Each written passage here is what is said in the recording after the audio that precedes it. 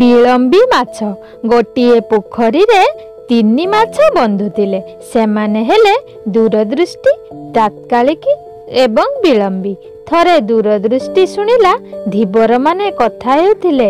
ଆରେ ଗୋପାଳ, ଜାଣିଛୁ ଏ ପୋଖରୀରୁ କାଲି ଆମେ ମାନେ ମାଛ ଧରିବା। ହଁ ରେ ରାମୁ, ମାଛ ଧରିବା। ଏ ପୋଖରୀରେ ବହୁତ ମାଛ ଅଛନ୍ତି।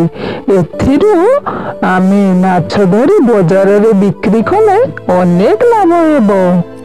ଦୂରଦୃଷ୍ଟି ଏଇ କଥା ଶୁଣି ତାର ଦୁଇ ଜଣ ବନ୍ଧୁ ତାତ୍କାଳିକୀ ଏବଂ ବିଳମ୍ବୀ ପାଖରେ କହିଲା, ଆରେ ଚାଲ ଏଠାରୁ ଆମେ ଅନ୍ୟ ପୋଖରୀକୁ ଚାଲିଯିବା, କାରଣ କାଲି ଧୀବର ମାନେ ମାଛ ଧରିବେ।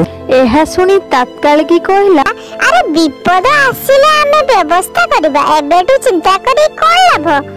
ବିଳମ୍ବୀ କହିଲା, ମୋର ଏଇ ପୋଖରୀରୁ କୁଆଡେ ଯିବାର ନାହିଁ, ତୁମେ ମାନେ ଯାହା କରୁଛ କର।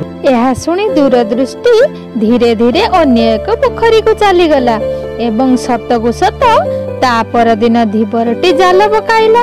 ଧୀବରଟି ଜାଲ ପକାଇଲା ପରେ ତାତ୍କାଳିକୀ ମିଛରେ ଜାଲଟିକୁ କାମୁଡି ଧରିଲା, କିନ୍ତୁ ବିଳମ୍ବୀ ଧୀବରଟିର ହାତରେ ଧରା ପଡ଼ିଲା। କିଛି ସମୟ ପରେ ତାତ୍କାଳିକୀ ଧୀରେ ଧୀରେ ଅନ୍ୟ ଏକ ପୋଖରୀକୁ ଚାଲିଗଲା, କିନ୍ତୁ ବିଳମ୍ବୀଟି କୌଣସି ଉପାୟ ଚିନ୍ତା କରିନଥିବାରୁ ଧୀବର ହାତରେ ଧରା ପଡ଼ିଲା ଏବଂ ମୃତ୍ୟୁବରଣ କଲା।